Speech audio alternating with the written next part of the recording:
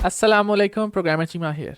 पिछली वीडियो में हमने कोलिजन्स को इम्प्लीमेंट किया और इस वीडियो में हम अपनी गेम को तकरीबन मुकम्मल कर लेंगे। हम अपनी गेम में डिफ़िकल्टी के एलिमेंट को लेकर आएंगे, स्कोर भी लेकर आएंगे और साथ साथ हम रीसेट का फैक्टर भी लेकर आएंगे कि जब हम गेम हार जाएं तो गेम रीसेट हो जाए। अव्वल तो अभी हम गेम हारते ही नहीं है, तो अब हम इन सब चीज़ों को वन बाय वन इम्प्लीमेंट करेंगे। अब सवाल ये है कि इस गेम को मुश्किल किस तरह से बनाया जाए। अब ये बॉल जा रही है, बॉल टकराती है ब्लॉक को और बॉल नीचे आ जाती है, पैडल से हम हिट करते हैं। लेकिन इसको मुश्किल करने के लिए हम ये कर सकते हैं कि बॉल की स्पीड इंक्रीज हो तब जब बॉल पैडल के साथ टकराए। हम बस ये चाहते हैं कि गेम किसी तरह मुश्किल हो जाए, राइट। और मेरे ख्याल से इससे अच्छा तो कोई तरीका नहीं। या फिर हम ये भी कर सकते हैं कि बॉल की स्पीड तब ज़्यादा हो जाए जब बॉल ब्लॉक के साथ टकराए। दोनों चीज़ें मतलब हम कर सकते हैं, लेकिन जब बॉल ब्लॉक के साथ टकरा रही है तो उसका तो प्लेयर को फ़ायदा होना चाहिए, नुकसान ही होना चाहिए। इसलिए मैंने सोचा कि क्यों ना हम बॉल की स्पीड सिर्फ तब बढ़ाएं जब बॉल पैडल के साथ टकराए, और जब बॉल की स्पीड पैडल को टकरा कर तेज़ हो जाएगी तो गेम आहिस्ता आहिस्ता मज़ीद मुश्किल होगी, जो कि अच्छा है, फिर गेम में मज़ा भी आएगा। मैं गेम डॉट सी के अंदर हूँ और अब मैं थोड़ा सा अगर नीचे जाऊँ तो मुझे बॉल पैडल कोलिजन मिल जाएगा, और बॉल पैडल कोलिजन की इफ़ स्टेटमेंट के अंदर हम बॉल की स्पीड को बढ़ाएंगे। तो सबसे पहले हमने एक फ्लोट बनाना है ताकि हम ये फैसला करें कि स्पीड कितनी ज़्यादा बढ़े हर कोलिजन में। ठीक है, तो हम क्या लेते हैं 5.0 एफ, बल्कि हम 5 नहीं करते, हम करते हैं 20.0 एफ, ताकि हमें वाकई पता चले कि स्पीड बढ़ रही है। हम बाद में इसको 5.0 एफ फिर से कर देंगे। अब मसला है कि अगर हम ये स्पीड फैक्टर स्पीड एक्स और स्पीड वाई दोनों में बराबर डालेंगे तो बॉल का जो डायरेक्शन है वो बदल जाएगा, और हम नहीं चाहते कि बॉल की डायरेक्शन बदले, हम सिर्फ बॉल की स्पीड बदलना चाहते हैं। तो इसका क्या हल है? इसका ये हल है कि हम एक रेशो निकाल लेते हैं उन दोनों के दरमियान, और उस रेशियो से फिर हम प्रॉपरली बराबर दोनों में स्पीड फैक्टर को ऐड करेंगे, जितना स्पीड फैक्टर ऐड होना चाहिए, और उससे फिर डायरेक्शन नहीं बदलेगा, सिर्फ स्पीड बदलेगी। तो यहाँ कहते हैं एब्स स्पीड और x divide by abs speed और वाई। एब्स का मतलब एब्सोल्यूट, राइट। अब अगर स्पीड और एक्स स्मॉल है, कम है जीरो से, ठीक है, तो फिर हम ये चाहेंगे कि स्पीड डॉट एक्स जो है उसमें ऐड ना हो, सब्ट्रैक्ट हो स्पीड फैक्टर, राइट। इसी तरह अब अगर स्पीड डॉट एक्स जीरो से कम नहीं है तो उसमें ऐड हो स्पीड का फैक्टर, राइट। और हमने एग्जैक्ट यही काम स्पीड डॉट वाई के साथ भी करना है, एक्सेप्ट के उसमें रेशो का एलिमेंट आ जाएगा।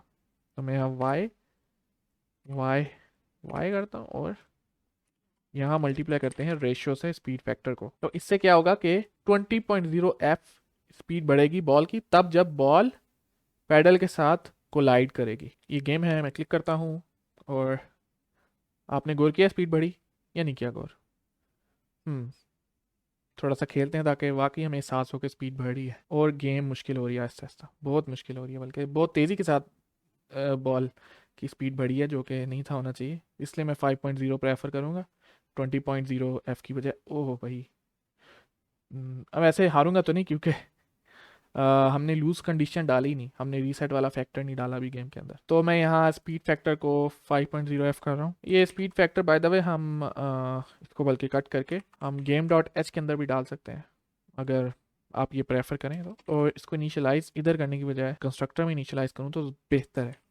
कर सकते हैं, लेकिन मैं कंस्ट्रक्टर में इनिशियलाइज करना पसंद करता हूँ चीज़ों को। तो मैं यहाँ कह सकता हूँ speed factor equals to 5.0 F. तो अब गेम की डिफिकल्टी बढ़ती है वक्त के साथ साथ जब हम ये गेम खेल रहे होते हैं, लेकिन जो भी ब्लॉक हम तोड़ते हैं उसका हमें कोई विजुअल रिवॉर्ड नहीं नज़र आता, कोई स्कोर नहीं बढ़ रहा होता, कुछ भी नहीं हो रहा होता, ब्लॉक सिर्फ गायब हो रहे होते हैं, और ये काफ़ी मतलब डीमोटिवेटिंग है।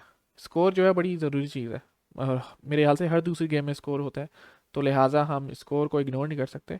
और अब हम प्रॉपर स्कोर इम्प्लीमेंट करेंगे। पोंग में तो हमने ब्लॉक को राइट लेफ्ट किया था तो वो स्कोर से हम मतलब उस तरह से हम स्कोर दिखा रहे थे, लेकिन इसमें हम नंबर जो होता है ना वो दिखाएंगे, और उस नंबर से हम स्कोर को दिखाएंगे कि कितने ब्लॉक्स तोड़े हैं प्लेयर ने, कितने ब्लॉक्स डिस्ट्रॉय हुए हैं। तो स्कोर को इम्प्लीमेंट करने के लिए सबसे पहले गेम डॉट एच में जाएंगे, और यहाँ मैं फॉन्ट फॉन्ट बनाऊंगा और टेक्स्ट स्कोर। ज़ाहिर है जो भी हम टेक्स्ट लिखेंगे उसका एक फॉन्ट होगा, और जो हमारा स्कोर होगा वो टेक्स्ट क्लास है, टेक्स्ट ऑब्जेक्ट है SFML के अंदर, हम उसको इस्तेमाल करके शो करेंगे। अब फॉन्ट को बनाने के लिए हमें एक स्पेशल फाइल चाहिए जिसको हम कहते हैं डॉट टी टी एफ, ठीक है, उस फाइल का एंड में डॉट टी टी एफ होता है। ट्रू टेक्स्ट फॉन्ट, कोई भी ट्रू टेक्स्ट फॉन्ट यानी टी टी एफ को डाउनलोड करके इस्तेमाल कर सकते हैं। I am not very sure कि इसको ट्रू टेक्स्ट फॉन्ट भी ही कहते हैं, कुछ इसी तरह होता है, ठीक है। तो टी टी एफ फाइल को डाउनलोड करेंगे कोई भी, और फिर उसको एज अ फॉन्ट हम इस्तेमाल करके स्कोर को डिस्प्ले करेंगे टेक्स्ट के तौर पे, नंबर्स जो भी हम कहते हैं। तो अब मैं यहाँ लिखता हूँ टी टी एफ फॉन्ट्स, ठीक है, और यहाँ मुझे फ्री 1001 फ्री फ़ॉन्ट्स मिल रहे हैं, एक वेबसाइट है। और फ्री फ़ॉन्ट्स, मुफ्त के फ़ॉन्ट्स भाई, अब यहाँ से कोई भी फ़ॉन्ट उठा लें आप। मैं ज़रा थोड़ा आगे जाता हूँ, मुझे साफ़ सुथरा फ़ॉन्ट चाहिए, क्लियर कट। आई थिंक ये स्काईमिड अच्छा है, फ्री फॉर पर्सनल यूज़। यहाँ जो है कमर्शियल लाइसेंस वगैरह का ही मसला होता है, तो मैं हमेशा पब्लिक डोमेन वाले ही देखता हूँ, लेकिन आपकी मर्ज़ी है, आप कोई भी इस्तेमाल कर लें, मतलब डिपेंड करता है, मर्ज़ी तो नहीं है। तो ये सायरा का मुझे अच्छा लग रहा है, मैं इसको डाउनलोड कर लेता हूँ, और ये सायरा का डाउनलोड हो गया टी टी एफ। अब ये सायरा डॉट जिप है, इसको मैंने एक्सट्रैक्ट करना है, तो मैं एक्सट्रैक्ट हेयर को करता हूँ, और ये एक्सट्रैक्ट हो गया। जिप फाइल है, तो आप इसको डबल क्लिक करके ओपन भी कर सकते हैं विंडोज़ के अंदर, लेकिन विनरार का मैंने बताया था आप लोगों को कि विनरार जो है बड़ा काम का चीज़ है, इसको आप कर लें तो बेहतर होगा। खैर, अब मैंने एक्सट्रैक्ट कर लिया, मैं इसको डिलीट करता हूँ। अब ढेर सारे फ़ॉन्ट्स हैं इसमें, तो मैं सारे नहीं इस्तेमाल करना चाहता हूँ, मैं रेगुलर यूज़ करूँगा, दैट्स इट, बाकी मैं डिलीट कर रहा हूँ, मुझे ज़रूरत नहीं है। और O F L open font licence, इसको भी डिलीट कर देता हूँ। तो सारा रेगुलर टी टी एफ, अब इसको मैं F2 दबाकर सारे को कंट्रोल ए करके सारा सेलेक्ट करके फिर CTRL-C यानी कॉपी किया इसके नाम को TTF के को मिलाकर, और फिर मैं वापस जाता हूँ अपने कोडिंग के अंदर। तो सबसे पहले हमने फ़ॉन्ट को लोड करना है, तो यहाँ मैं फ़ॉन्ट को लोड करता हूँ, font dot load from file, और फाइल का जो नाम है वो ये है, मैंने इसको कॉपी किया था, इसको मैंने पेस्ट कर दिया। सारा रेगुलर TTF, अगर आपको प्रॉपर नहीं पता कि कहाँ है तो आप कंट्रोल B दबा सकते हैं, मतलब एक्सप्लोरर खोल सकते हैं यहाँ से, explorer control shift E, CTRL shift E से, ठीक है, मैंने खोले, और फिर यहाँ आप देख सकते हैं लिखा हुआ है सारा TTF, इसको यहीं F2 करके पूरा सेलेक्ट करके कॉपी करके यहाँ फिर पेस्ट कर सकते हैं फाइल का नाम, फाइल के नाम से फिर ये लोड हो जाएगा फ़ॉन्ट। और ये लाजमी है कि TTF जो है बिल्कुल साथ हो game.cpp के उसी फोल्डर में हो, वरना आपको फोल्डर का नाम पहले लिखना पड़ेगा और फिर स्लैश करके सायरा रेगुलर डॉट TTF जो भी है, आपका कोई डिफरेंट फॉन्ट हो सकता है, ये मैटर नहीं करता। और उसके बाद फिर score dot set font, font हमने इसका कौन सा सेट करना है, फॉन्ट जो हमने ऊपर लोड किया उसी को हमने वापस डाल दिया, और फिर score dot set outline thickness, वही एग्जैक्ट चीज़ें 2.0F, और score dot set outline colour black. हम स्कोर डॉट सेट पोजीशन भी कर सकते हैं, हम ये कह सकते हैं score dot set position, x की पोजीशन है 0 और वाई की 0, हम चाहते हैं कि टॉप लेफ्ट में स्कोर नज़र आए, लेकिन एक मज़े की बात यह है कि बाय डिफ़ॉल्ट जो स्कोर की पोजीशन होगी वो भी 0 0 ही होगी, राइट, यानी कि टॉप लेफ्ट, जो कि हम चाह रहे हैं, तो लिहाजा ये ज़रूरी लाइन नहीं है, लेकिन ये एक चीज़ है जो गौर करने की ज़रूरत है। बाय डिफ़ॉल्ट स्कोर की पोजीशन वही सेट हो रही है जो हम चाहते हैं। स्कोर को देखने के लिए हम इसको सेट कर देते हैं, स्कोर डॉट सेट स्ट्रिंग, इसका स्ट्रिंग हम लिख देते हैं स्कोर या कुछ भी। तो स्कोर को ड्रॉ हम किधर करेंगे, आई थिंक pretty ऑब्वियस है, हम करेंगे उसे गेम रेंडर फंक्शन के अंदर। UI या स्कोर या ऐसी कोई भी चीज़ जो होती है वो सबसे ऊपर रेंडर करते हैं, मतलब वो किसी चीज़ के पीछे नहीं आनी चाहिए। बॉल, पेडल और सारे ब्लॉक्स को ड्रॉ करने के बाद हम UI को ड्रॉ करते हैं। UI मतलब यूज़र इंटरफेस, ठीक है, और यूज़र इंटरफेस में टेक्स्ट आ जाता है,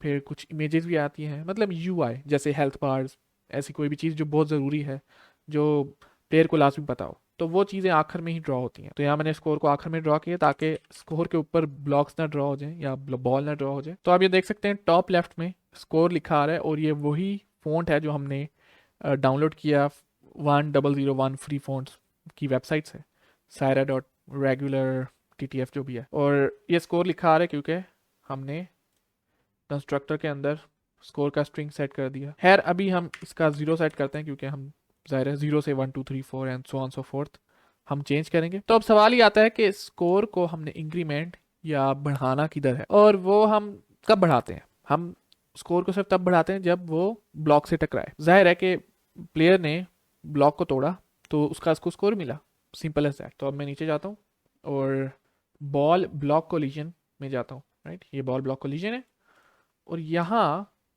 जब बॉल की ब्लॉक के साथ कोलिजन हो गई और ब्लॉक फॉल्स हो गया तो इससे पहले हम जो है वो स्कोर डाल सकते हैं। तो अब स्कोर का जो ये कोड है थोड़ा सा अजीब लगेगा, मुश्किल भी है, तो ध्यान से आप गौर करें कि मैं क्या कर रहा हूँ, ठीक है। Score dot set string, obviously हमने स्कोर का स्ट्रिंग सेट करना है। अब जो स्कोर का जो स्ट्रिंग है वो स्ट्रिंग है, इंटीजर नहीं है। तो सबसे पहले हमने जो पहले का जो स्कोर का स्ट्रिंग है उसको गेट करना है और उसको इंटीजर में कन्वर्ट करना है और फिर उसको इंटीजर में कन्वर्ट करके उसके अंदर एक ऐड करना है क्योंकि एक स्कोर बढ़ गया।